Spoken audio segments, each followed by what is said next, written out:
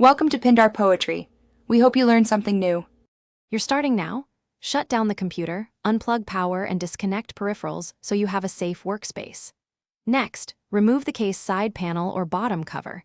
Make sure you're grounded by touching the chassis or using a wrist strap. Keep screws in a labeled container and have replacement thermal paste on hand. These steps prevent static damage and loss of parts and set you up to access the CPU fan quickly and without interruption.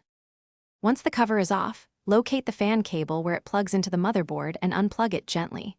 Don't yank wires.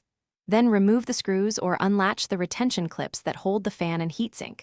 On some coolers, you'll loosen several cross screws in a diagonal pattern to avoid stress. If the fan is attached to the heatsink, detach it now and note the fan orientation and mounting holes so you can reinstall correctly later. Keep parts organized by step. Now loosen the heatsink mounts in a diagonal sequence to release pressure evenly, then lift the assembly straight up. Resist twisting. Clean the CPU and heatsink surfaces with 90% plus isopropyl alcohol until no residue remains, let dry, and apply a small pea-sized amount of new thermal paste when reinstalling. If the fan fails later, verify the power header, try a known good fan, or momentarily test with a 12V.